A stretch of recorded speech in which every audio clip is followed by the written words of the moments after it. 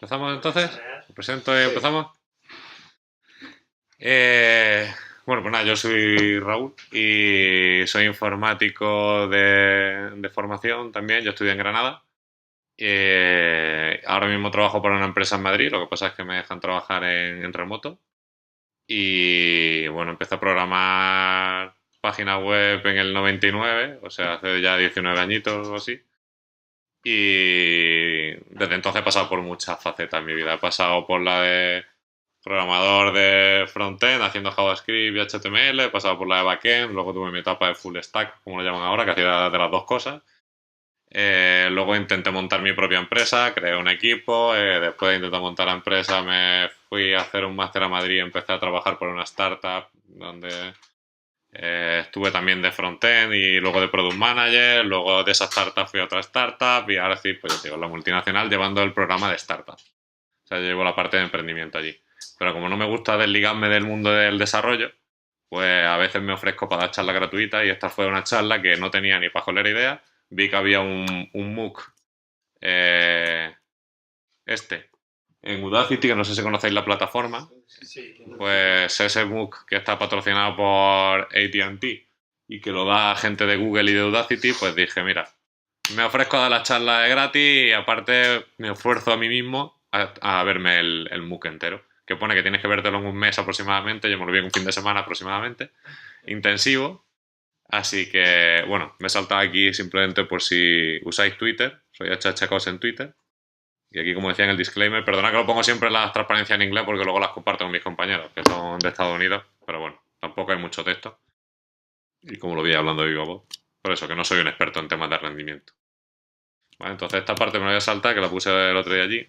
Y comentaros que aparte de estas transparencias interactivas, ¿vale? Hice una página web que luego vamos a ver, bueno, monté una aplicación donde van a estar los ejemplos prácticos. Y como os decía, bien, a menos de que vea que vamos muy sobrado en tiempo, voy a intentar saltármelo para no dejarme los conceptos importantes. Si, que tengáis una imagen global, si luego os gusta la temática y queréis que un día nos pongamos a ver ejemplos prácticos, luego nos da tiempo, pues empezamos a ver los ejemplos prácticos, que si no se va bastante tiempo. Simplemente de la parte práctica voy a enseñar cómo funciona la herramienta en uno de los últimos ejemplos para que veamos lo más del principio a fin un poco la herramienta. Pero sin entrar en optimizar los ejemplos, porque el curso tenía un montón de ejemplos de aplicaciones web no optimizadas y aquí os he puesto el código y cómo se resuelve cada problema de optimización. Vale, te voy a empezar primero por unos cuantos conceptos clave importantes que yo no conocía para entender cómo funciona un navegador, las tripas de un navegador a la hora de pintar las cosas. ¿Vale? A la hora de pintar una página web. Entonces, lo primero vamos a hacer un proceso paso a paso por los diferentes pasos que sigue el navegador para que si alguno de los términos, que por ejemplo yo vi alguno que no conocía, si os pasa a vosotros que lo conozcáis, ¿no? Entonces, ¿qué es lo primero? Cuando el navegador quiere pintar una página web, lo primero que hace es solicita una petición HTTP al servidor donde esté alojada la página web, ¿no? Tú escribes una URL, le das a intro y el navegador sabe que esa URL pertenece a un fichero de disco en una máquina, bueno, se resuelve esa dirección y te devuelve un fichero, ¿no? Entonces ahora lo primero que hace el navegador es lo que se dice parsear ese HTML, o sea, va leyéndolo línea a línea y va interpretándolo, ¿vale? Cuando está parseando ese HTML, genera dos cosas, el DOM y el CSS OM, ¿vale? ¿Qué es el DOM? Pues si habéis visto alguna vez código HTML, al final el Document Object Model o el DOM es lo que representa la estructura de nuestro documento, ¿no? Al fin, el principio, o sea, es esto que estamos viendo aquí. Tenemos un HTML, ese HTML tiene dos hijos, dos elementos hijos que son el head y el body, ¿no? Estos dos hijos son estos, y básicamente te genera una estructura que es el DOM. ¿Vale? Esta estructura luego, si habéis programado con JavaScript, sabéis que esa estructura se puede manipular con JavaScript. Podemos añadir elementos, quitar elementos, que es lo que hace que una página sea dinámica. Cuando cargamos la página de Facebook y le damos a scroll y nos aparecen nuevos elementos, JavaScript está modificando el DOM y está metiendo nuevos mensajes. ¿Vale? Pues por un lado, lee el HTML para hacer el DOM y el CSS OM es el equivalente, pero en CSS, ¿vale? Sería la misma información, pero es el mismo árbol, pero en CSS. Del DOM y el CSS que al final tiene nuestras hojas de estilo, si los mezclamos, nos genera el árbol de renderizado, ¿no? El render tree.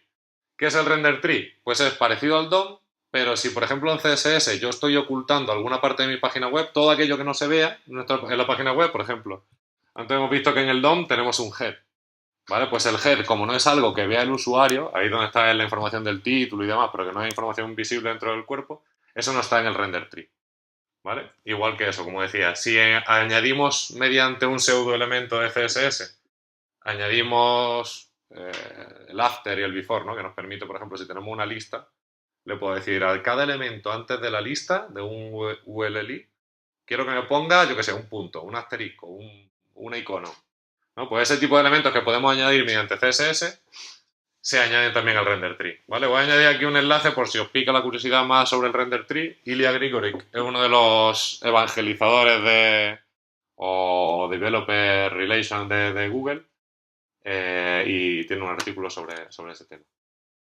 ¿Vale? Una vez tenemos el render tree, el siguiente paso de la creación de la página web es generar el layout.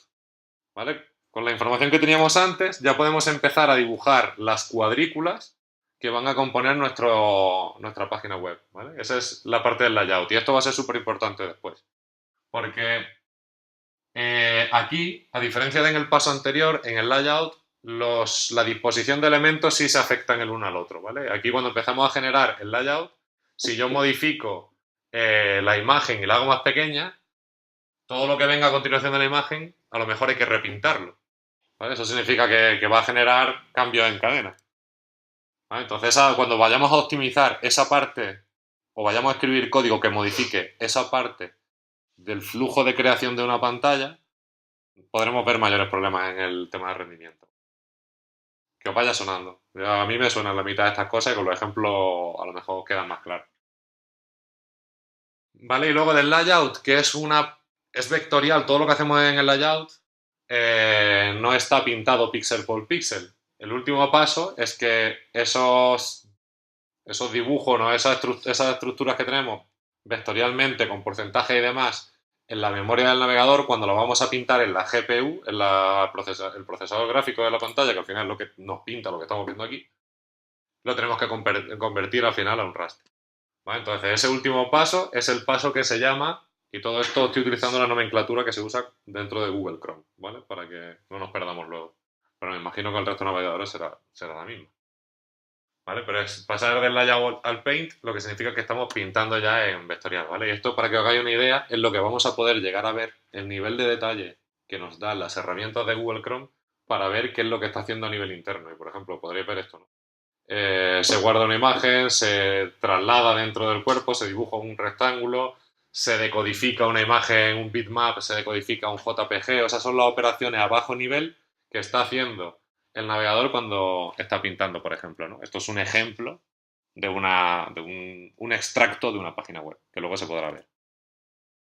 ¿Vale? Y el último paso dentro de pintar en el navegador es componer las cosas mediante capas. ¿Vale? Al final el propio navegador divide la información que está pintando por capas, de forma de que luego cuando hay una animación, por ejemplo, si los elementos de la animación están dentro de una sola capa, de la misma capa, el repintado tiene mucho menos carga y consume menos CPU y por lo tanto nos generará menos problemas de que a lo mejor lo veamos así, dando saltitos, ¿no? Entonces esos son los pasos por los que pasa una página web desde que se solicita hasta que se pinta. ¿Vale? Por repasar, se consigue el HTML a través de un HTTP, se generan el DOM y el CSS-ON, se combinan, se genera el layout, se pinta y se compone en capas. ¿Vale? Vale, el concepto de frame también es muy importante a la hora de optimizar el rendimiento, ¿no? Lo típico de los frames por segundo cuando estamos viendo una película o lo que sea, para conseguir que una animación se vea fluida y un ser humano no detecte que va como a tirones, tenemos que conseguir que vaya por lo menos a 60 frames por segundo. ¿Vale? Eso lo que significa es que nos dejaría unos 10 milisegundos por frame, pero veremos que esto realmente tiene sus matices, ¿vale? Ahora vamos a ver en detalle. Cuando entremos aquí en la pestaña Performance dentro del navegador, ¿vale? Que si la abro aquí, ahora mismo abro el navegador, tenemos aquí la pestañita Performance. Aquí podremos empezar a grabar. ¿Vale? Yo lo estoy haciendo ahora mismo. Grabo, paro. Y ahora esto me ha sacado lo que se llama un profiling para ver lo que ha estado haciendo el navegador mientras yo he hecho el scroll. Todas las operaciones que él ha estado haciendo me las representa aquí. ¿Vale? Aquí podemos ver rendering, painting, scripting. ¿Vale? Y esto vamos a poder ir entrando en detalle para ver si esta barra es demasiado grande, si esto no deberías... El objetivo de este MOOC, si lo hacéis de principio a fin, es que seáis capaces de leer esto y ver si aquí hay algo que os chirría. En plan, esto no debería ser así de grande, poder ir aquí a jugar con esta barra de herramientas, entender qué hay que mirar dentro de la barra lila, qué hay que mirar dentro de la barra y cómo se optimiza en cada una de esas barritas, ¿vale? Por así decirlo, por simplificarlo mucho. Ahora vamos a entrar un poquito más en detalle. Vale, y ahora que he utilizado el código de colores, el mismo código de colores que utiliza Chrome para dividir las cinco etapas, ¿vale? Lo que vamos a ver ahora en los diferentes apartados. Al final, cuando vamos a pintar algo en el navegador, este es el cauce y en este orden normalmente en el que se debe de ejecutar las cosas, porque si no podemos generar problemas de rendimiento. ¿Esto qué quiere decir? Con JavaScript, como decíamos, yo puedo modificar la pantalla, ¿no? Yo puedo modificar lo que se está pintando, puedo hacer una animación o puedo quitar o ocultar un elemento, lo que sea. Entonces, JavaScript puede desencadenar un cambio en el estilo, que el estilo puede ser, pues eso, el cambiar una propiedad CSS, ¿no? El display. Con el JavaScript yo puedo cambiar el display. Con el display, al quitar un elemento de la pantalla, otros se tienen que recolocar, lo que significa que estoy cambiando el layout. Al recolocar los elementos, obligatoriamente tengo que volver a pintar en pantalla. Cuando pinto en pantalla siempre hay que volver a componer. Entonces te dicen, cuando vayas a hacer una animación, intenta que este flujo se ejecute de inicio a fin sin provocar alteraciones, porque cuando escribamos código, podemos hacer que cuando esté el código por aquí, se nos vuelva a meter otra vez el código al principio y estemos tirando tiempo de procesamiento que hemos tardado en hacer un cambio, antes de pintarlo, volver a rehacerlo. Y eso es lo que puede empezar a conseguir si hacemos una mala programación, que una animación se vea mal. Y en los ejemplos que hay algún ejemplo donde se ve esto. ¿Vale? Hay ejemplos para todo. Y lo bueno que os voy a explicar ahora es que dentro de la aplicación que os he dejado ahí, que le puse una URL corta, y os voy a decir cuál era, porque debe estar por aquí en de las últimas que puse. Va a ser mathjs main.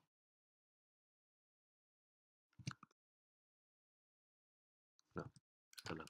Bueno, browser optimization. Ahora sí, aquí es que tengo el enlace a la charla en GitHub.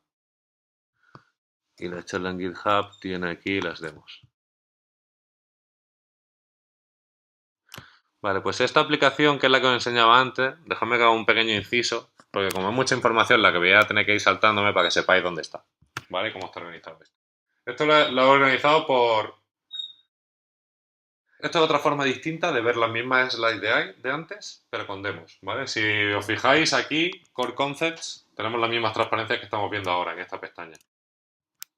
¿Vale? Si nos vamos a la pestaña Chrome DevTools, en realidad es lo que hay a la derecha de las transparencias, ¿vale? O sea, es el siguiente apartado, el siguiente bloque que vamos a ver, para que hagáis una idea de la transparencia, cómo están organizadas. ¿Vale? Está hecho por bloques, conceptos clave, introducción a Chrome DevTools, JavaScript, Style Layout y demás, ¿vale? Pues esa misma ordenación es más o menos la que hay aquí. Y ahora, por cada uno de esos bloques, cuando estemos viendo introducción a Chrome DevTools, aquí, en esta pestañita, que podéis ocultar luego si lo preferís ver desde aquí las slides, tenéis los ejercicios y la solución al ejercicio. ¿Vale? Ejemplo.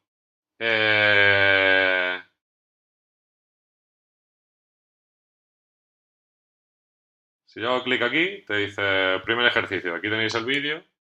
Ah, no, perdón. El vídeo.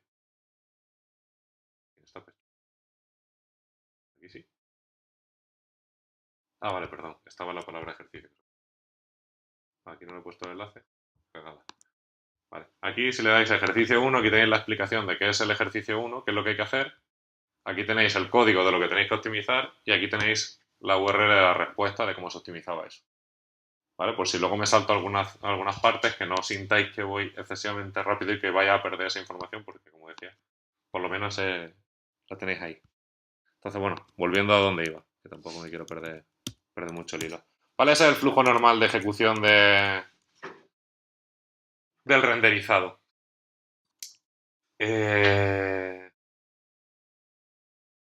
Vale. Esto, otro concepto importante. No todas las propiedades de CSS son igualmente de caras a nivel del tiempo que se tardan en procesar. ¿Vale? Por ejemplo, si yo cambio el width de un elemento, si yo cambio el ancho de un botón, estoy generando un cambio de CSS que va a requerir que se ejecute el flujo al completo. ¿Por qué? Porque estoy modificando el layout. Entonces, aquellas propiedades que modifiquen el layout, que son la mayoría, aquí os he puesto heavy todas estas, por ejemplo, el alto, el ancho, los márgenes, los bordes, el espaciado a la izquierda, el espaciado a la derecha, el clear, el display, el tamaño de fuente, todo eso son operaciones pesadas. ¿Vale? Eso significa que cuando vayamos a hacer animaciones, si podemos evitar tener que modificar esas propiedades, mejor. ¿Vale? Porque esas son las que más nos van a costar a nivel de rendimiento. Por ejemplo, si cambiamos el background es una operación cara, pero que no modifica el layout, porque al final el fondo no nos implica mover elementos. ¿Vale? Y luego hay otras operaciones que son muy ligeras, pero que son muy pocas, que son la opacidad y la transformación, el transform. ¿Vale? Y hay una página web que está muy bien para saber cómo de cara son cada propiedad de CSS, que es el csstriggers.com. Y aquí podemos coger, tenemos aquí un buscador, ¿no? Por ejemplo, yo busco width y nos dice en los diferentes navegadores. Vale, se ponía debajo, pensaba que salían un pop-up. No recordaba. Vale, nos dice en cada navegador, que aquí tenéis el acrónimo de Gecko, de WebKit y demás, qué fases dispara, porque no en todos los navegadores, como no todos están implementados igual, consumen lo mismo, pero bueno, a nivel general si vemos la información que nos hace falta para saber cómo de compleja es y consume mucho. Ahí dice, width necesitará ser, generar el cambio en el layout necesitará ser pintada y compuesta en capas. Ahí, si nos vamos al opacity o al transform, pues veremos que... vale, espérate, que tengo el scroll puesto. Y aquí te dice, no hay cambios en el layout con el opacity. Dice el painting ocurrirá porque obviamente tenemos que quitar el elemento que vayamos a pintar, pero solamente la parte donde vamos a quitar la pantalla, por lo que es menos costosa, y la composición. Vale, bueno, simplemente que os suene que está esa página por ahí, que la referencian varias veces en el MOOC. ¿Vale? Y luego las 4 fases de las 4 etapas del ciclo de vida de una aplicación, ¿vale? Que también es importante este concepto. ¿Por qué? Porque hemos visto el orden que sigue la instrucción, el navegador de ejecución a la hora de pintar cosas. Y esto habla de cuando cargamos una página web, en qué estado puede estar. Puede estar cargándose en un momento dado, puede estar en un tiempo de ocio donde tú estás leyendo la página pero no estás haciendo absolutamente nada. ¿Vale? Entonces, ese tiempo veremos que es un tiempo que te recomiendan que utilices para hacer cálculos de futuras animaciones que puedan ocurrir.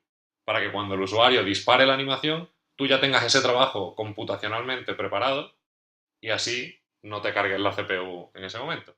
¿Vale? Entonces, habla de esos procesos, el momento en el que la aplicación o tu página web se está generando alguna animación y el tiempo de respuesta, que es mientras tú le das clic a la aplicación, ¿no? Y te responde, ese momento que dura esa interacción es otra etapa de ciclo de vida. Pues te dicen que para generar una buena experiencia de usuario tienes que intentar conseguir un tiempo de carga aproximadamente de un segundo, lo cual yo creo que es muy ambicioso, pero bueno. Un segundo, creo que muy pocas páginas hoy en día cargan desgraciadamente en un segundo. Pero aquí también es lo que te hace hincapié, ¿no? Dice que por lo menos en el primer segundo tú ya tengas contenido suficiente para para poder empezar a entretenerte. Que a lo mejor no está la página entera, pero tú ya tienes parte del texto. Ya puedes empezar a leer cosas.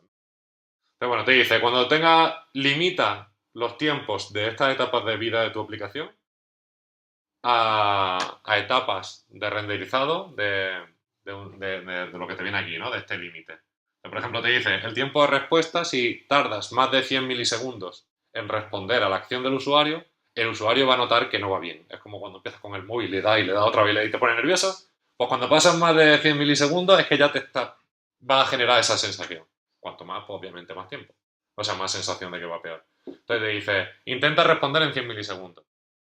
Y para conseguir responder en 100 milisegundos, cuando estés haciendo procesamiento dentro de esa etapa de la aplicación, que luego podremos ver qué se está haciendo en cada momento, en cada una de estas etapas de vida de la aplicación, divide tus procesamientos en menos de 50 milisegundos. Porque si estás haciendo un procesamiento de 120 milisegundos y el usuario hace una acción, va a tardar más de 100 milisegundos en responder. Entonces divide intenta que no se pasen los tiempos de procesamiento en esta etapa de los 50 milisegundos. ¿Vale? Entonces, simplemente a nivel de referencia, yo creo que uno se lo aprenderá pues, cuando haga mucha optimización. Pero hay varias tablas que os voy a dejar compartidas que son de los datos que ellos van dando, ¿no? Eso no dependería de esa onda. ¿Cómo? Onda de... No, porque en realidad estamos hablando sobre todo del el rendimiento de pintado. Entonces, todo lo que vamos a hablar hoy. De la carga, digo, de Logan, por ejemplo. Ah, bueno, sí, claro, el tiempo de carga va a depender de la red. Pero lo que te dice es que cuando tengas que optimizar la página, que intentes optimizar, ya esta es la parte que menos vas a poder tocar en esta etapa del rendimiento. O sea, donde más vamos a trabajar en esta charla, porque aquí, bueno, esto va de comprimir las conexiones por red para que tarde lo mínimo posible, enviar las cosas en el orden correcto, eso es importante. Incluso cargar los scripts en el orden correcto y demás. O las fuentes, que las fuentes lo carguen lo primero, ¿no? Porque si no, luego tienes el flick, el parpadeo. ¿Vale? Pero bueno, ya os digo, dejo esta tabla, luego vamos a entrar más en detalle de cosas que se vean más prácticas. Y es lo que te dice, al final, la parte más crítica de toda la página web realmente para que no lo pasen mal es la parte donde esté animando cosas, porque si las animaciones se ven mal es cuando más sufre el usuario. ¿Vale? Y ahí donde tenemos que conseguir ese tiempo de 10 milisegundos, que en realidad serían 12 o 13 milisegundos, si dividimos los 60 frames por segundo, pero el tiempo de cálculo del navegador mete una sobrecarga de coste, de tiempo, que nos reduce esos 12 o 13 segundos, nos dejan 10. ¿Vale? Y esta es otra tabla, que la dejo también a nivel de consulta, que es entrando más en detalle todavía. Y esto le voy a meter así un poco de zoom, si me deja esto. ¿Me deja meterle zoom? Vale, ahí. Vale, nos dice, igual lo he puesto por colores, ¿vale? Las 3 etapas que vamos a ver, más la etapa de carga, y las 4 fases en las que puede estar nuestra aplicación, ¿no? Y te dice, oye, fíjate, los tiempos de animación intenta no tener que hacer. Bueno, esto es el garbage collector, este es el recolector de basura de JavaScript, que también se puede llegar a optimizar, pero en el curso no entran, simplemente dejan documentación. Y te dicen, por ejemplo, eso, que no te intentes no parsear JavaScript. Obviamente, si estás haciendo alguna animación, vas a tener que estar ejecutando probablemente algo. No siempre, porque puedes hacer animaciones con CSS también. Y de algún modo aquí te resume qué es lo que tienes que. Cómo tienes que intentar saber, o esto es lo que os decía, cuando mires las Chrome DevTools aquí abajo y hayas hecho una prueba de rendimiento y veas las barras de un tamaño u otro, con esta tabla vais a poder ver si en una fase nos estamos pasando del tiempo que deberíamos de tener o no. ¿Vale? Sirve básicamente para eso. Bueno, aquí está como agregado para que hagáis una idea. Pero vaya, a resaltar que, por ejemplo, en la parte de animación te dice, oye, intenta no tener que pintar, que el único trabajo que hagas sea de composición de capas. porque es mucho menos costoso. ¿Vale? Obviamente el CSS, si estás animando, vas a tener que estar cambiando cosas en el CSS y es más vale. Pero bueno, por dejar algunas cifras que os sirvan de referencia. Y aquí un pequeño resumen de más o menos cómo deberías de dividir el tiempo en cada una de las etapas de tu aplicación, ¿no? En el tiempo de respuesta, pues el scripting debería consumirte un 15% menos. En el tiempo de carga, pues obviamente la carga y el pintado tienen que consumir casi la mitad de la aplicación, ¿no? Bueno, para el 80% casi de la aplicación, etcétera. Vale, digo, esto sirve como, para mí, me sirve como tabla de referencia para luego poder ver si hay algo que chirría en tu rendimiento a la hora de mirar. Vale, y bueno, esto es un recordatorio que ponía en la aplicación y te decía, oye, recuerda que prácticamente de casi toda interacción y animación, excepto un check en un formulario y, bueno, un cambio de estilos, de plantilla, tiene que ejecutarse por lo menos 60 frames por segundo. Eso significa que si tienes un spinner se ve a esa velocidad, cuando haces scroll tienes que conseguir que llegue a los 60 frames por segundo. Y ahora en las herramientas de Chrome DevTools podemos ver cuándo nos estamos pasando de esos 60 frames por segundo. Y ahora vamos a empezar, ya la siguiente es empezar a ver Chrome DevTools. Voy a empezar por hacer un mini repaso a la herramienta. ¿Vale? Lo primero, lo único, los consejos que te dan cuando vayas a hacer rendimiento, que en este caso no lo vamos a cumplir porque ya estoy grabando la pantalla, por lo que no tengo todas las aplicaciones cerradas excepto el navegador, ¿vale? Pero dice, cuando vayas a medir rendimiento, intenta que no haya nada interfiriendo con la CPU de tu ordenador. Intenta utilizar el modo incógnito para deshabilitar las extensiones, aunque en Chrome el otro día en Madrid JS me dijeron que tú puedes activar extensiones en el modo incógnito, bueno, pues también las desactivas si las tienes activadas. Hay que intentar centrarse en buscar las causas de lo que te genera esa mala experiencia de usuario, ¿vale? Porque si, o sea, al final lo importante no es lo que esté pasando, sino qué es lo que esté produciendo ese problema, porque eso que esté produciendo un problema puede desencadenar un montón de problemas más. Entonces hay que intentar verlo desde el principio al final y no al revés. ¿Vale? Entonces, es decir, si yo hago clic aquí en este botón y se desencadena una animación y veo que petardea al final, tengo que empezar a mirar por dónde he hecho clic. No tengo que mirar por dónde empezó a petardear. ¿Vale? Un poco es el resumen que decían ahí. Y... Ah, bueno, y eso. Es importante cuando vayamos a optimizar, para saber si hemos optimizado o no, es importante medir cuánto tiempo tarda algo antes de optimizarlo. Porque si no, luego empezamos a hacer mejoras o a hacer cambios y de una vez a otra hemos hecho tantos cambios que decimos, y ahora he mejorado. ¿Cuánto he mejorado? He mejorado un 10% el tiempo. Entonces, para aprender es importante que midamos e incluso esta gente lo que hace muchas veces tiene un index HTML y luego hace un index guión bajo optimizado .html y va comprobando y guardando, ¿vale? Son simplemente consejillos chorras que dan, pero importantes al mismo tiempo, ¿no? Entonces, bueno, por hacer simplemente el primer ejercicio para familiarizarnos con lo más básico de Chrome DevTools. ¿Vale? El primer ejercicio que te dice es, oye, una de las cosas que tú puedes hacer con Chrome DevTools es medir un problema de rendimiento, guardarlo en el disco duro como un fichero, creo que era XML o JSON o algo así, y compartírselo a otra persona, para que otra persona pueda cargar ese fichero de tu problema de rendimiento y ayudarte a resolver ese problema de rendimiento, ¿vale? Entonces ese es el primer ejercicio que te dicen, antes de que tú empieces a medir cosas, ¿cómo se hace esto, no? Entonces, bueno, aquí yo he puesto este enlace a un fichero, ¿vale? Que voy a descargar, se descarga aquí, ¿vale? Que como os decía, es un fichero de texto plano que veis que pesa 1 mega y pico, ¿vale? Que si lo abrimos a lo bestia, veremos que ahí viene la traza de JSON. Aquí viene información de algo de rendimiento que no hay Dios de entender.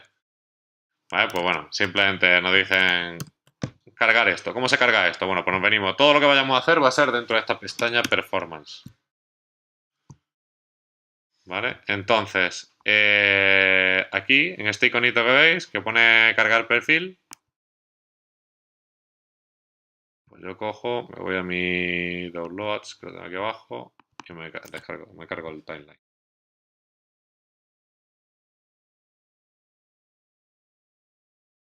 Aquí podemos ver una traza, si os fijáis aquí esto de color rojo, esto de color rojo por ejemplo ya nos indica, nos ayuda a identificar que hay problemas de rendimiento. ¿Cómo funciona un poco esto? Es que o sea, la experiencia de usuario al principio a mí por lo menos incluso ahora todavía me sigue costando un poco entenderla, ¿vale? Voy a intentar describiros las cosas que trae esto, ¿vale? Porque trae bastantes cosas como podéis ver.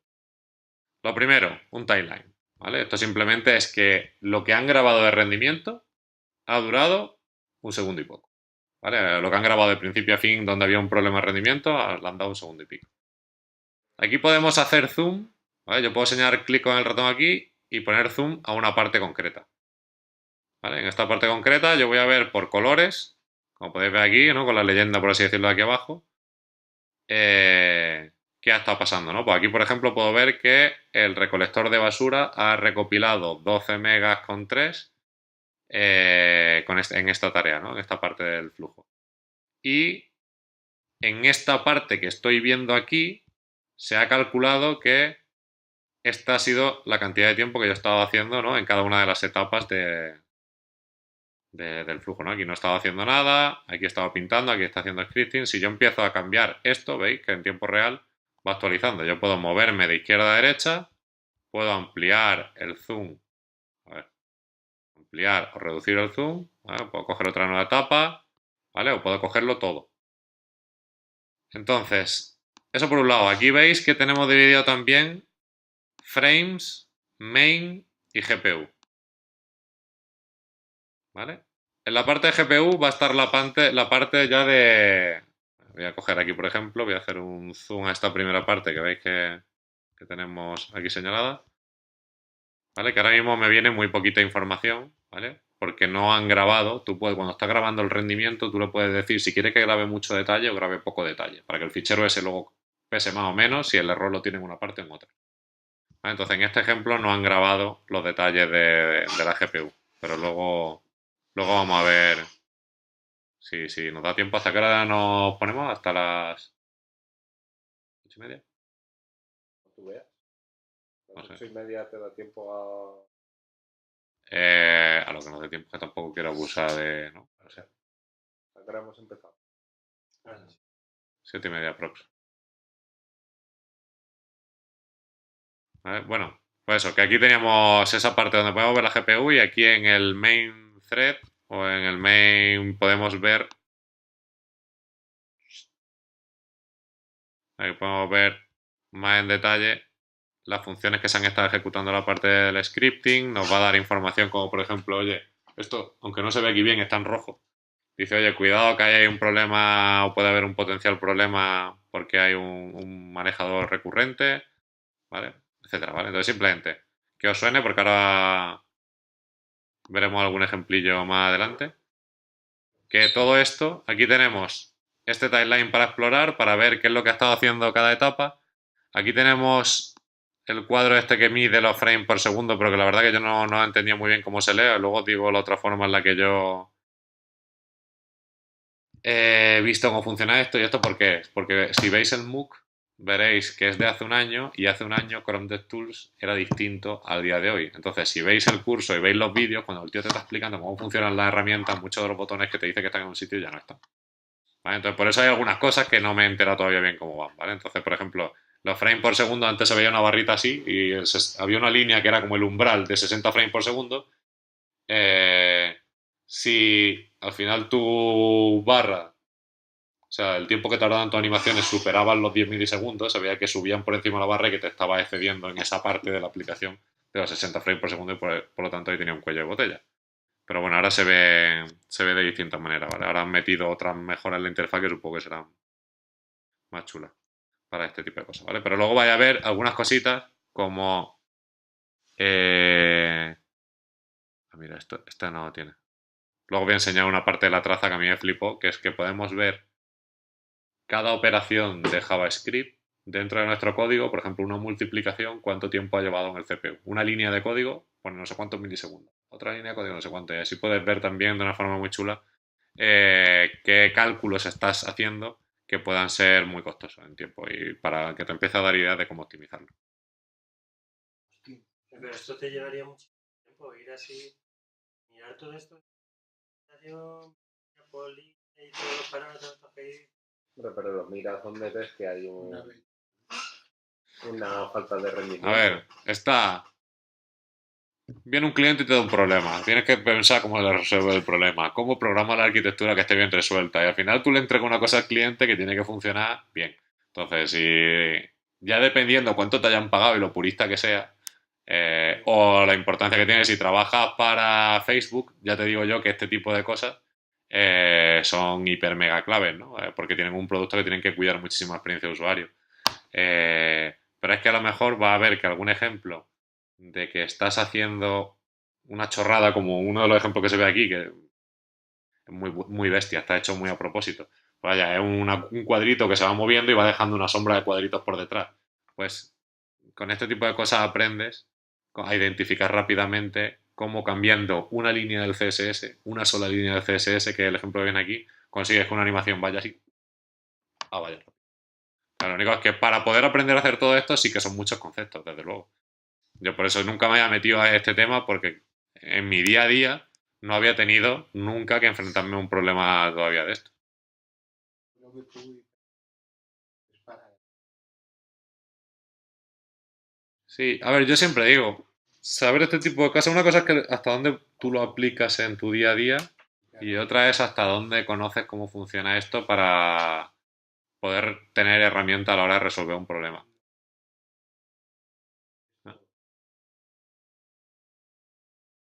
Claro. Yo tuve un problema. Y claro, ya alguna con Ayas me traía unos datos, unos combos. No sabía qué mierda. Estaba haciendo. Tiene que ser alguna cosa. Porque era nada, a lo mejor medio segundo, pero tú ya le estabas dando y el segundo tardaba, ¿sabes? Quería evitar eso para poder. Digo, al final son herramientas. Al final este hombre de cuando te da el curso también te dice, oye, no tienes que obsesionarte con que tu aplicación funcione siempre a 60 frames por segundo y medir todo esto. O sea, tienes que conseguir que tu aplicación funcione, que sea estable, que sea útil, que a la gente le sirva. Y dice, pero también tienes que conseguir que la experiencia sea buena. Entonces, sí, para poder identificar cuando tiene un problema, un cuello de botella, estas herramientas te van a venir para el pelo. Es básicamente el mensaje, pero desde luego no es una tarea para coger y aprender en 5 o 10 minutos. Hay gente que se dedica, yo creo, básicamente a esto, que son un montón de cosas, ¿vale? Entonces, bueno, simplemente por ver eso y bueno, voy a poner, si queréis, un ejemplo de... Esto es para Chrome. Esto lo haces con Chrome, aunque yo creo que la optimización debe ser para todos los navegadores, yo creo. O sea, no tiene por qué conseguir la misma optimización, pero que el funcionamiento de los navegadores al final, los navegadores, la mayoría de ellos se basan en código abierto, todos usan motores en común y parte en común y parte que no son en común, entonces al final... No tiene Firefox. Firefox tiene herramientas de estas también, creo, no sé hasta qué punto tienen ese nivel de detalle y no sé... O sea, ya te digo, no me he formado. Como no soy especialista en el tema, me vi este de Chrome porque estaba ahí para sentarte y comer palomitas y verte los vídeos. Y por hacer los ejercicios y fue con el que me puse. Pero el resto de tecnología yo entiendo Sí, Firefox que tiene que tener. Firefox tiene que tener rendimiento. Ya no sé si Microsoft también tendrá cosilla o no. Mm.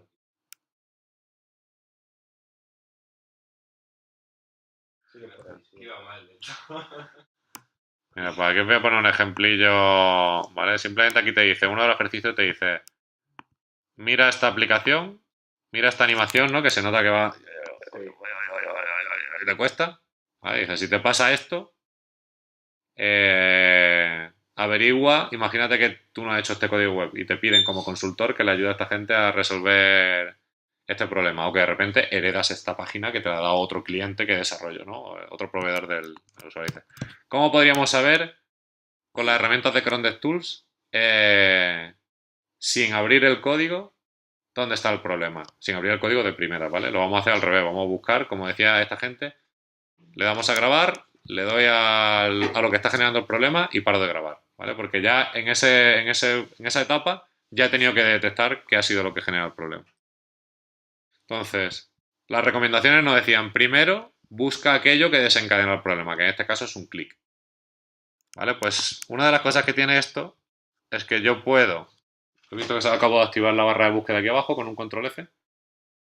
Pues a ver si me funciona, ¿vale? Pero si haces control F y pones clic, veis que me he seleccionado aquí un elemento, lo voy a meter zoom, ¿vale? Le pongo el ratón encima y esto supongo que con la rueda haría clic ahí, o sea, haría zoom. Vale, pues fijaos que aquí hay un event click. Vale, y si yo empiezo a mirar aquí en las pestañitas de lo que hay por detrás, vale, veis que aquí tengo 4 pestañitas más, ¿no? Una que es qué tareas se han ejecutado en la parte de scripting, la parte de JavaScript, qué se ha ejecutado en la parte de renderizado, los cambios de estilo y layout, ¿vale? Y de momento en esta etapa no me pone que se haya hecho nada más. Aquí puedo ver el árbol de llamadas que se ha ejecutado, quién ha llamado a quién, ¿vale? Aquí ya podemos ir viendo algo de un recalculate styles que nos apunta a una línea del código JavaScript y demás. ¿Vale? Que podemos ver aquí que nos está diciendo, oye, aquí esto ha sido lo que se ha cambiado, en la línea de JavaScript que se ha cambiado al hacer el clic. ¿Vale? Se ha ejecutado este toggle white que básicamente pues nos está cogiendo el elemento del DOM body y le ha añadido una clase, ¿no? Pues lo podríamos ver de aquí también fácilmente. Y se me ha parado la aplicación. Entonces, desde ahí podemos ver qué ha sido eso lo que se ha cambiado. Aquí podemos ver, ¿no?, que el onSwitchLayoutClick, que es el nombre de la función la que ha desencadenado este problema. Básicamente con esto vemos que este es el desencadenante del problema. Si seguimos viendo, indagando un poco más, que le voy a dar aquí al play. Vale, fijaros que aquí tenemos en interacciones, bueno, pues se ve borroso, pero aquí en la pestaña le pone interacciones, animación e input, ¿no? Aquí vemos como lo que ha estado haciendo, ¿no?, la animación, el tiempo que ha tardado en ejecutarse. ¿Vale? Aquí podemos hacer ese cálculo, o sea, podemos ver ese cálculo, y si nos ponemos a indagar un poco cuando... De hecho lo he puesto aquí a conciencia, voy a cerrar esto un segundo. ¿Vale? Si miramos, hemos visto que el problema viene, ¿no?, de meter al body la clase white. Con lo que sabemos hasta ahora, sabemos que está modificando una propiedad que es width 100%, ¿vale? Que es width, hemos dicho que es cara, de las caras porque tiene que repintar muchas cosas, ¿vale?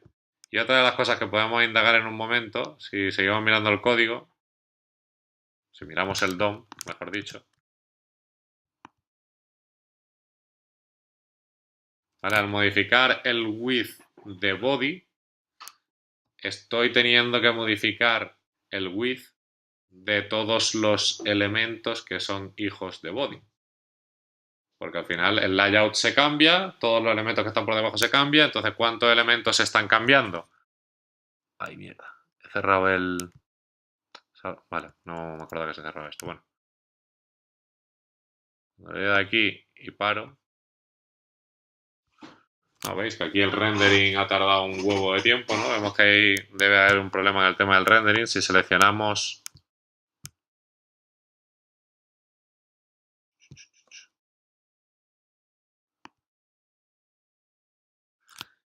Si miramos en la pestaña y seleccionado cualquiera de las etapas del rendering que se ve ahí, si os fijáis, dice elementos que tiene este layout 5 de 8012 elementos. O sea, este elemento body, fijaos que si yo empiezo a hacer scroll hacia abajo, es infinitamente largo. Entonces, el problema que nos está dando ahora mismo esta animación es que el hecho de estar cambiando el ancho de una parte de la página que tiene muchos hijos, aunque visualmente no estemos viendo esos hijos, tiene un coste súper alto en el navegador, ¿no? De alguna forma, jugueteando a la conclusión a la que llegas con este ejemplo, que está modificando una propiedad que es cara de por sí, que la estás modificando en el body, y uno de los consejos que te dice es si vas a modificar una clase que afecta al layout o a lo que sea, modifícalo lo más concreto que puedas. No te vayas al padre porque desencadenas cambios en todo lo que venga de abajo. Puedes desencadenar cambios, vete. Si tienes que modificar, hay uno de los ejemplos que viene que es una cuadrícula como un tablero de ajedrez. Y si lo que tienes que hacer es cambiar el color de la cuadrícula e invertirlo, activar y desactivar las casillas que estén en negro, por ejemplo, y ponerlas en blanco. Dice, no apliques un cambio en el padre que contenga todas las cuadrículas, es mucho más económico, mucho más rápido en rendimiento, que cambies, que vaya siendo en un bucle cambiando solo aquellas que tienen el estilo a que las cambies todas. ¿Vale? Esas son cosas que con estas herramientas son cosas que se aprenden a hacer. ¿Vale? Se aprenden a ir viendo, explorando y al hacer esos cambios que vienen explicados, como os decía. Aquí te decía el primer ejercicio. Si le dais a Watch the Answer, ¿vale? Alright, so I've got scripting checked off, and I'm going to hit El inglés más o record and menos see what lo... happens when I click this button. Bueno, tiene subtítulos. Y creo Okay, que... here's my timeline. But you know, sometimes you can have a pretty Bueno, básicamente eso. Te ha dicho, oye, vas grabando, aquí tienes el timeline. Puedes ir viendo lo que pasa antes de cada layout. Si os fijáis aquí, estos 60 y 30 frames per second, ¿no? Frame por segundo que salen, en nuestro Chrome DevTool no aparecen. ¿Vale? Y algunas de las pestañitas que vienen por aquí tampoco salen, pero bueno. El problema es que está en inglés. Yo como estoy tan acostumbrado a que todo me lo mandan en inglés al final. Pero, sí, no me queda otra. Vale. Yo creo que sí, personalmente. Desarrollo. O sea, pero sí. Por ejemplo, te vas peleando, pero a la hora de saber bien. O sea, cosas, palabras o... No tienes que ser bilingüe, pero No, la claro. capacidad de buscar en Chrome en inglés y leer, entender, porque toda la documentación, o sea, el 90% de la documentación Pero de bien, cosas que vas a leer y usar. entender bien, ¿no? O sea, yo es que empecé la escuela de idiomas, pero lo he dejado este año abajo. No te da basta. Pero... A ver, No, sí, ¿sabes? especialmente No sé, para estar a la última, porque Que eso no lo vas, igual no lo Claro. encuentras en castellano. Por ejemplo, Hasta que claro, este alguien haga contenido- otro vídeo en castellano. este contenido yo no lo había encontrado en castellano en ningún sitio. Y tampoco te creas que Ojo, cuanto más específico sea el tema como este, porque es más difícil. California, es de... Sí, bueno, este no sé, él no sé dónde es, pero vaya. Bueno, Viene de allí, viene viene... de la empresa de Silicon Valley. ¿Has trabajado allí? Yo tuve la oportunidad de estar unas cuantas semanas, pero no. Sí. Pero no, pues no, trabajar lo que se dice trabajar, bueno, estuve allí en una aceleradora y me volví. Bueno, pues nada, simplemente eso, aquí están los ejercicios y las respuestas, pero vaya que si queréis un día que hagamos un taller y un fin de semana nos buscamos algún sitio, echamos la mañana y hacemos los ejercicios y demás, y vamos haciendo los ejercicios, lo vamos optimizando por mí sin problema. De hecho, lo que le propuse a la gente de Madrid JS es que creásemos un grupo de voluntarios para cuando alguien necesite optimizar algo, que nos manden como un reto y si tenemos tiempo, pues juntarnos e intentar resolverlo y así aprendemos, ¿no? Que al final, le digo, esto se aprende con la práctica y a mí es un tema que me gusta, pero como no me dedico hoy en día a programar todo el día, pues no tengo tanta oportunidad de encontrarme con estos retos.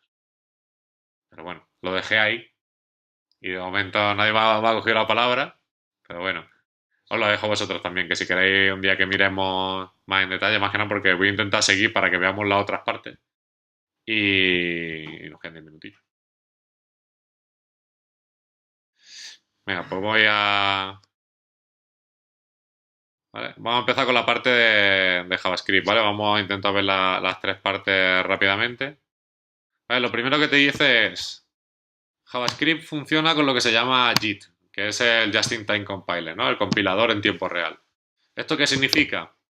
Que a diferencia, por ejemplo, de lo que a mí me enseñaron cuando estaba en Granada, las microoptimizaciones, el optimizar tú manualmente una línea de código porque a lo mejor más i es más rápido que i más y detalles de este estilo que nos explicaban cuando damos C++, dice que no sirve prácticamente de nada en JavaScript porque el código que nosotros le damos al motor del navegador, el navegador lo transforma y hace lo que le sale a los cojones con él. Entonces lo transforma y no significa que lo que nosotros le hemos dado es lo que él vaya a ejecutar en ese orden. A lo mejor no, las operaciones no las divide, a lo mejor no las cambia y no lo hace de otra forma porque él tiene sus propios mecanismos de optimización, ¿vale? Entonces, ¿es más óptimo hacer un while que un for para...? Realmente eso no nos va... En una aplicación web con un motor de JavaScript no vamos a ver prácticamente mejora. He dejado un artículo a cómo funciona V8, que es el motor de JavaScript, donde se habla un poco más en detalle de eso, pero es lo primero que te dicen. Dice, eso que sea tu último recurso.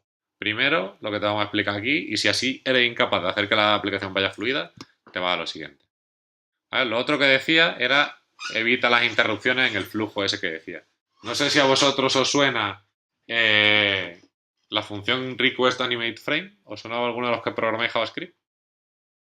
¿Vale? Pues eso es, por lo que se ve, el ABC de las animaciones con JavaScript. ¿Vale? Cuando se haga una animación JavaScript, te dicen siempre utiliza el requestAnimationFrame, que es una función que implementan los navegadores, salvo Internet Explorer 9, que hay un polyfill, ¿no? Un wrapper de esto, una función que lo enmascara para que no se rompa en Internet Explorer 6, que te garantiza, 9, perdón, que te garantiza que se ejecuten las instrucciones siempre que sea posible en el orden correcto, ¿vale?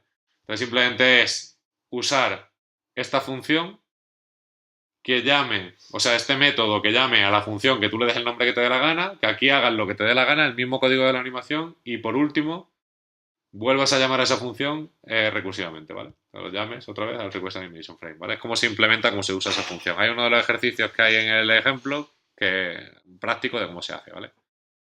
Eso es una parte súper importante, ¿vale? Y la otra simplemente recordar que la parte de JavaScript en una animación no supere nunca los 3 milisegundos o lo que viene a ser el 30%, ¿vale? Y aquí te viene la división de los tiempos. ¿Los web workers los conocéis? ¿Os suenan? ¿Sabéis para lo que sirven? Para manejar. Correcto. JavaScript, por defecto, es una aplicación que se ejecuta en un solo proceso. Eso significa que, salvo que utilices una herramienta como Web Workers, si tú estás haciendo dentro de tu aplicación un procesamiento matemático complejo, uno de los ejemplos que viene en la aplicación es, imaginad que yo tengo una imagen y que quiero aplicarle un filtro de colores, cambiarle los colores a los píxeles mediante JavaScript. Voy a acceder a la imagen y píxel por píxel voy a cambiarle computacionalmente los valores, ¿vale? Para hacer la imagen invertida o para hacer un merge de dos imágenes o lo que sea, ¿vale? Por poner un ejemplo así un poco raro, pero que requiere computacionalmente mucho cálculo porque tienes que ir píxel por píxel cogiendo los valores numéricos, multiplicándolos, etcétera. Pues si eso lo hacéis con JavaScript a pelo, lo que conseguiréis seguramente es que cuando le des al botón de ejecutar esa función, tu aplicación deje de funcionar hasta que termine de hacer ese procesamiento. Te lo bloquea la aplicación. Y habremos muchas aplicaciones tienen procesos similares.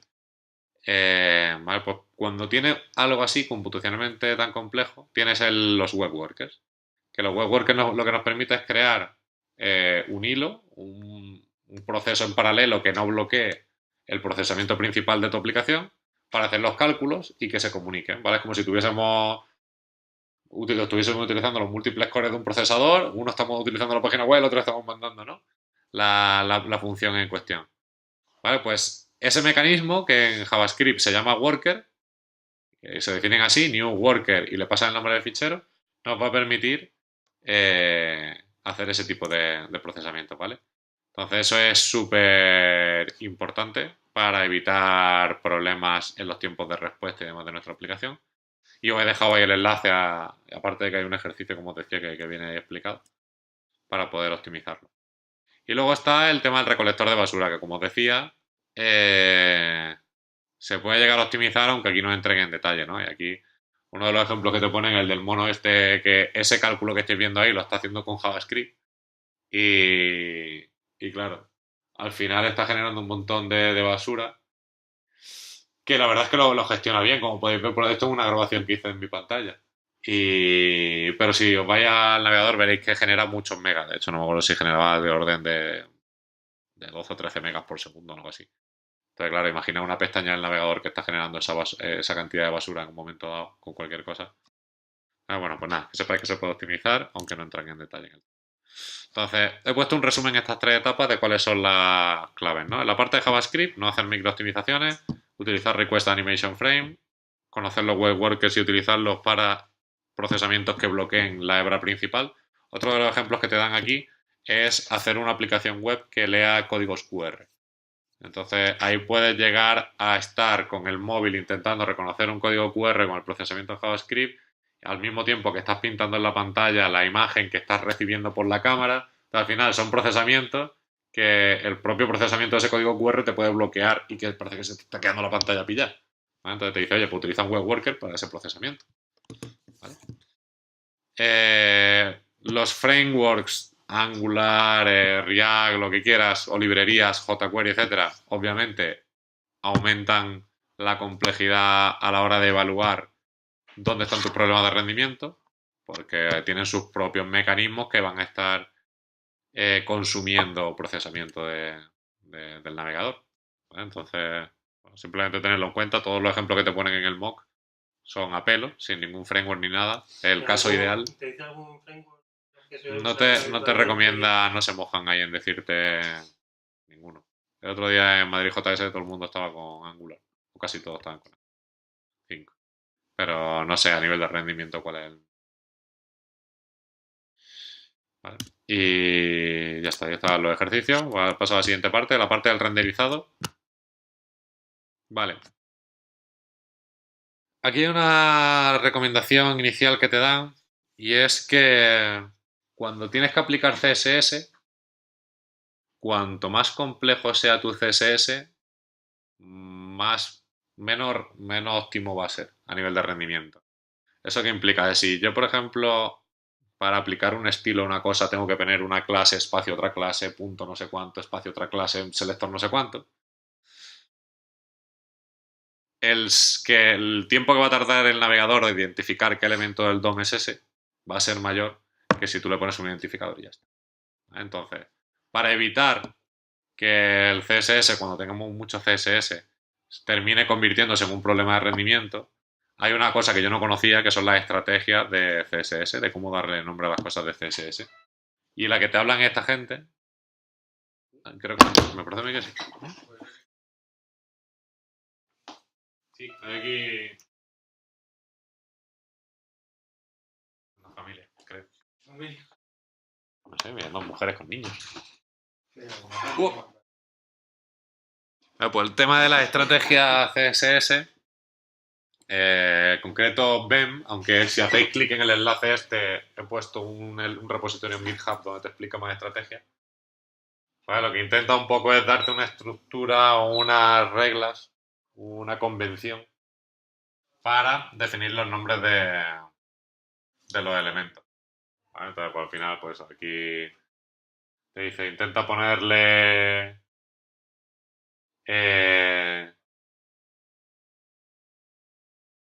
vale. Primero define qué elemento de bloque es, ¿no? ¿Qué tipo de bloque es? Luego lo separas. Ok, y no se ve. No me acuerdo bien cómo era esta parte.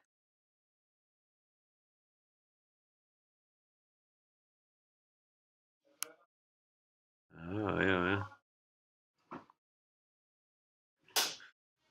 Es que creo que aquí los ejemplos no vienen separados con guión. El ejemplo que yo vi te decía, pues por ejemplo, botón, que se ve muy borroso ahí, sí.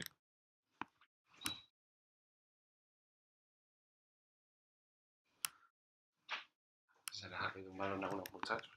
Que no se los puedo dar. Mañana se-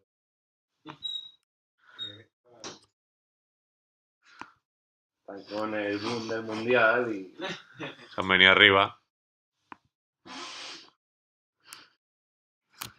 Te va diciendo la convención.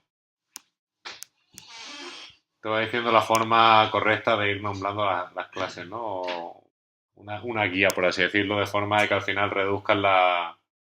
Dice aquí search form, ¿no? Dice, oye, tipo de elemento que es, bloque de elemento que es, bloque de búsqueda, o al revés. Tipo el formulario, el elemento de la caja de búsqueda, no sé cuánto, ¿no? Bueno, aquí no me acuerdo bien cómo iba la estrategia bien, pero bueno. Simplemente el consejo es mantener el CSS lo menos complejo para que no tarde en reconocer dónde está el elemento. Vale, aquí uno de los problemas que te decía es, y esto era una de las cosas que provoca que el flujo ese también que decíamos se rompa. Vale, si yo estoy en el código JavaScript, imaginaros que yo estoy haciendo un bucle while o for o lo que sea, y estoy cogiendo dentro del bucle y estoy modificando una propiedad CSS, pero para modificar esa propiedad CSS tengo que consultar un estilo del layout, ¿vale? El problema es que para saber el estilo de un layout tengo que haber terminado el flujo. Entonces, si yo estoy en proceso de modificarlo y por otro lado estoy pidiendo que empiece, que llegue, que tener esta información, para tener esta información debería haber terminado el flujo. Estoy volviendo a modificar la información. Entonces, antes de que termine el flujo, y esto se representa luego aquí, veréis estas barras rojas, te dice, oye, hay aquí un force synchronous layout, ¿vale? Está forzando que el layout se cambie y por tanto, esto, que si os dais cuenta no tiene sentido meterlo dentro del bucle, porque esto es una consulta de un dato. Este dato lo podría haber sacado aquí, guardarlo en una variable y pintarlo aquí, porque cada vez que estoy haciendo punto offset with, estoy pidiéndole que me lo calcule en ese momento. Pero si lo hubiese tenido en una variable, me evitaría tener ese problema. Y hay uno de los ejemplos que podéis ver, el problema de rendimiento, que es simplemente cambiando esa línea, sacándola fuera, consigues que una animación vaya o no vaya. Y dices, qué absurdo es. Y dice simplemente porque está forzando esa línea, le está escrita de esa manera, está jodiendo el cauce de renderizado del navegador. ¿Vale? Entonces, ese es el término, para que os sonase también el for synchronous layout, de dónde viene y que lo produce. Vale, una de las cosas que decía que no lo he dicho es que lo que te dice es si tienes que modificar, el coste de modificar los estilos es lineal. Si modificar 100 elementos es 10 veces más caro que modificar 10. No hay optimización aquí de ninguna manera. Hay que mantenerlo simple, el CSS, como hemos dicho. Hacer las animaciones con CSS, con JavaScript, no tienen por qué implicar mejora en rendimiento, que siempre se ha escuchado que las animaciones con CSS son más óptimas que con JavaScript. Dice que no necesariamente, este tío. Que lo importante es qué es lo que estás cambiando dentro de la animación. Si es posible, por favor, siempre leer las propiedades CSS antes de entrar en un bucle. Durante una animación intentar no cambiar cosas que modifiquen el layout o el paint. Aunque el paint es complicado, pero bueno, se puede llegar a hacer que eso lo modifique composite, la composición de las capas. Y que si lo tienes que hacer, si vas a tener que modificar el layout, que intentes hacer esos cálculos en la fase de ocio o en la fase de respuesta. Pues no la animación, que es donde los tiempos para conseguir los 60 frames por segundo, que es lo que el humano detectamos que va fluido. Hemos visto que los tiempos de respuesta en animación son 10 segundos y en tiempo de respuesta en la respuesta a una acción son 10 veces mayores. Pero bueno, si tenemos que meter un poco de tiempo de más, que sea el tiempo de respuesta que estamos preparados para echarle más paciencia. Y este es un vídeo de ejemplo, pero bueno, que está en inglés. Si queréis verlo, de un ejemplo bastante chulo de una paranoia que se montó el profesor de este curso para hacer una animación, ¿vale? Y aquí te explica un poco con todos los conceptos que hemos estado viendo. A ver si llego a la animación. Son vídeos cortitos, como podéis ver, son 2-3 minutos. Pero este tío lo que quería hacer era esta animación. Lo que tenía era este botón. Esto era para el Developer Summit de Google del 2014. Y lo que quería era hacer esta animación. ¿Vale? Habéis visto cuando era hacer una animación así muy chula. Pues esa animación era súper costosa. Porque si os fijáis, tenía que... Fijáis si lo rápido que hace. Está modificando. Hace que esto se pinte por aquí encima. Si os fijáis, ha conseguido que lo de atrás no tenga que repintarlo. Y el cálculo de esa animación, porque esa animación al final, que se ve súper rápido, coge toda la pantalla. Y ¿Qué? se quitan ¿De qué? otro en la pantalla. Ujú. Super. Aquí ha cogido, o sea, si nos fijamos, ha tenido Es que... esa pantalla, ¿no? De las 4 imágenes con el mismo, ¿no? Sí. ¿Os habéis dado cuenta que el texto venía por abajo, el otro venía por allí, el Ya, texto por no sé eso, qué? por eso. Ha hecho un montón de animaciones de un montón de cosas y ha ido súper fluido. Pues aquí te cuento una estrategia que él se inventó directamente, que es la que llama ahora aquí después, no, bueno, aquí el punto igual, ¿no? Animación para arriba y para atrás y va súper fluida. Que es lo que él llama el First Lat Invert Play, ¿vale? Que es un poco en el orden en el que mientras la página estaba siendo cargada, ¿no? En estos segundos que el usuario no está haciendo nada, él está calculando ya todas esas animaciones, está preparando ya matemáticamente toda esa parte para que luego cuando se ejecute la acción, lo único que tenga que hacer es mover, pero no calcular hacia dónde va ese movimiento en función del tamaño de la pantalla, etcétera, etcétera. Porque además una de las cosas que te dicen, esto en un ordenador va a una velocidad, pero en un móvil va mucho más lento porque la capacidad de procesamiento de un móvil es mucho peor todavía. Y una de las cosas que puedo hacer con Chrome DevTools es simular que el procesador de tu ordenador es más lento de lo que es para simular cómo iría un móvil. Entonces, bueno, simplemente dejaros ahí para que sepáis un poco cosas de las que se hablan en el MOOC y que me parece que son bastante interesantes y el siguiente son los ejercicios, que me los voy a saltar porque ya nos vamos de tiempo ya, ¿no? Son las 36. Pero bueno, por terminar la última fase, pintar y componer. ¿Vale? Al final, para poder pintar y componer, para poder optimizar esa fase de pintar y componer, lo único que hay que hacer es, como decía, dentro de las Chrome DevTools puedes activar la opción de... Puedes activar acciones que por defecto no están activadas, ¿vale? Entonces, si en Mac es Control Command P, supongo que será Control Shift P en Windows, si escribís aquí veis que salen un montón de... Show Rendering. Bueno. Pues el Show Rendering, la opción esa de mostrar el renderizado, fijaos que yo puedo activar este botón verde, o sea, este botón, y aparece ahora aquí en verde esto. Esto lo que me está diciendo es todos los elementos que ahora mismo el navegador está pintando conforme está la página abierta, ¿vale? Entonces, como eso está modificándose ahora mismo, me está diciendo el navegador, oye, que sepas que esto lo estoy repintando continuamente mientras tú estás hablando. ¿Vale? Pues está en verde. Esta opción nos permite ver las capas que tiene nuestra página. Como decía, una de las últimas fases del pintado es ver cómo él compone por capas nuestra página web. Y que luego a la hora de hacer animaciones, el número de capas que tengamos y cómo estén organizadas esas capas va a afectar a... Las capas que se quedan atrás, ¿realmente se quedan visibles o estaría con recursos, ¿no? Si se quedan... Están en memoria, no son visibles porque no te las pinta. La parte de pintado, de pintar piece por piece, obviamente no te la pinta, pues si no la veríamos. ¿No? Al final tú solo puedes pintar una...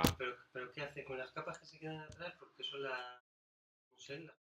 Él se queda la información de cómo está construido el layout, el tamaño que tiene cada elemento, todo eso lo tiene en memoria.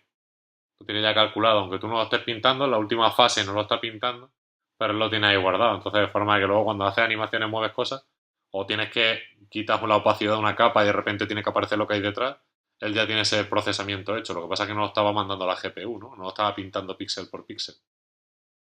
Entonces, esto nos va a permitir, en el ejemplo del parallax se ve bastante guay. El parallax es el típico efecto de que vas viendo al fondo que se van moviendo las cosas así como de una manera descoordinada, ¿no? Que va haciendo scroll y se van moviendo. Típico en las páginas. Y otra de las opciones que tenemos es el marcador de cuántos frames por segundo. Aquí sí que se ve la velocidad a la que está pintando, frames por segundo, y la memoria consumida, máximo de memoria disponible en la memoria gráfica y tiempo consumido. Y esto para poder ver problemas de scrolling, que esta parte no llega a tocarla. Bueno, entonces simplemente que os suene que en el MOOC no te explican cómo se abre esto porque antes era visible y ahora tienes que abrirlo, activarlo manualmente. Vale, una de las cosas que más veo, ¿acordáis? Bueno, que se yo súper rápido. Bueno, no lo vamos a ver hoy, pero ya lo dejo aquí, ¿vale? Cuando graba un profiling con eso activado, cuando selecciona una fase del pintado, ¿vale? Aquí estoy buscando Paint, ¿vale? Y abro la opción del menú y selecciono una opción de pintado.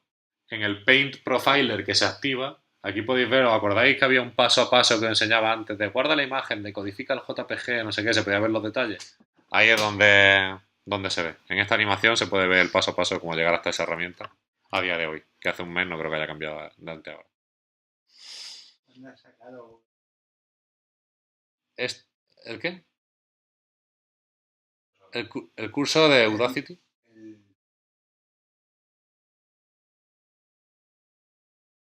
¿El Chrome DevTools? El Chrome DevTools está en todos los navegadores Chrome. Sí, para activarlo, lo único que es, o sea, es Chrome, es la propia herramienta de Lleva Chrome. mucho tiempo. Sí, te digo. Vale. Sí, lo que pasa es que, claro, Vale. Chrome DevTools tiene un montón de herramientas para escribir JavaScript aquí, para ver el código fuente, para evaluar las peticiones de red, y yo estoy centrándome ahora en esta pestañita de rendimiento. Vale. Que es un mundo, cada pestaña es un mundo, y ya está un fin de semana entero simplemente para introducirte en esta pestaña. O sea, que es lo que yo siempre digo, es que un navegador es de los programas más complejos que hay del sistema operativo, yo creo, y que no se percibe como tal, porque claro, tiene un movidón de cosas dentro que es alucinante. Aparte de que llevan años y años de evolución de esa variación. Bueno, simplemente que os suene que a nivel de gestión de capas podemos ver dos cosas dentro de la pestaña Performance. Uno, lo que es la actualización del árbol de capas, ¿vale? Que esto básicamente es qué capa nueva meto, qué capa nueva quito, o sea, qué capa quito, etcétera. Que aquí cuando pongo Blink es como llaman al motor de Chrome, de renderizado. Y por otra parte es cómo las componen, ¿no? Cómo las...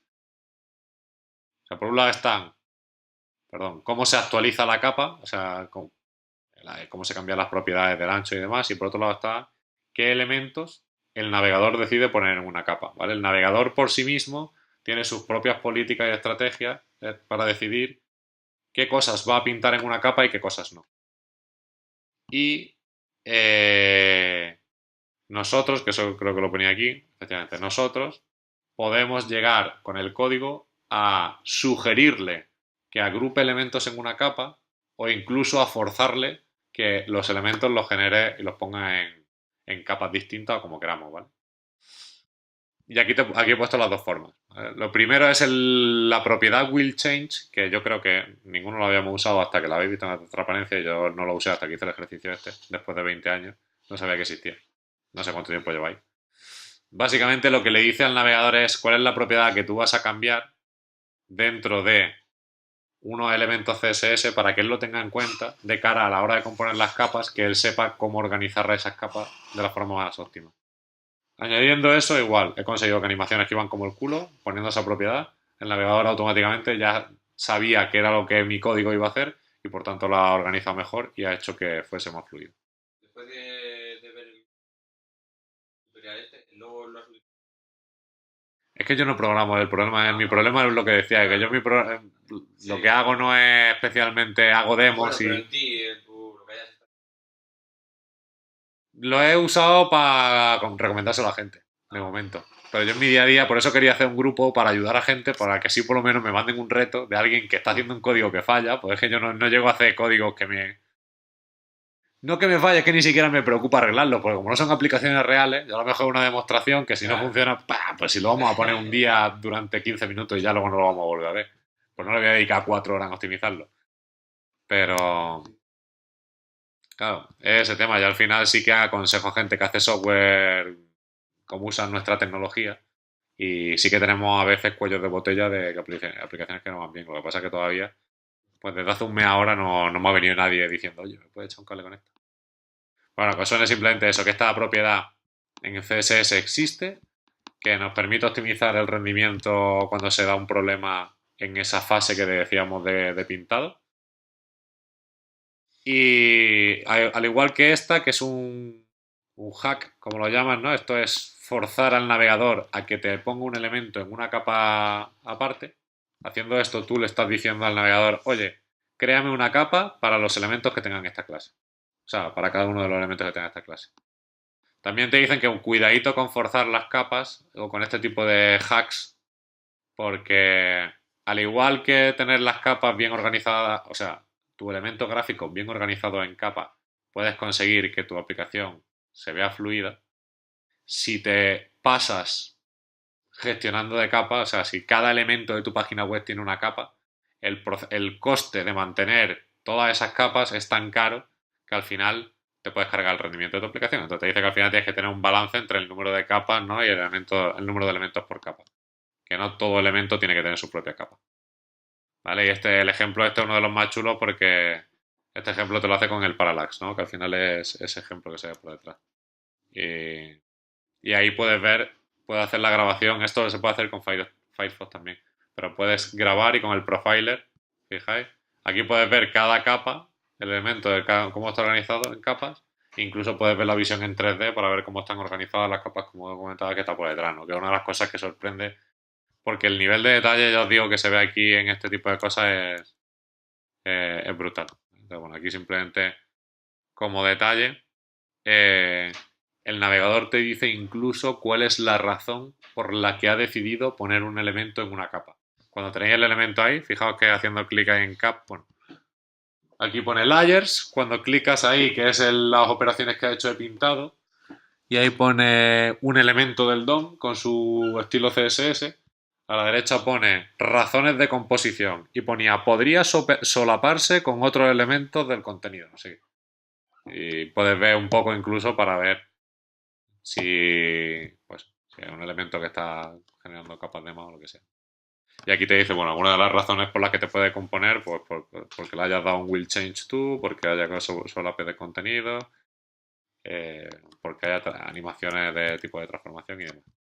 Y por terminar, lo que te dice al final es eso, dice el rendimiento, en este caso también se puede aumentar o decrementar manipulando tú mismo las capas, ¿no? Puedes liarlas. Forzar que un elemento de tu árbol del DOM se ponga en una capa puede generar sin querer que obligues que otros elementos se pongan también en su propia capa, así que cuidadito forzando elementos. Los móviles son muy malos gestionando muchas capas, así que si es una aplicación que tiene que funcionar muy bien en móvil, tener cuidadito con el tema de las capas. Y eso, y encontrar el balance como todo en esta vida, del tiempo de composición y el tiempo de gestión de capas. Ahí ya está, ahí están los ejercicios. Y como os decía, es que me faltó tiempo allí, me falta tiempo. Lo que esto, para verlo entero, te hace falta.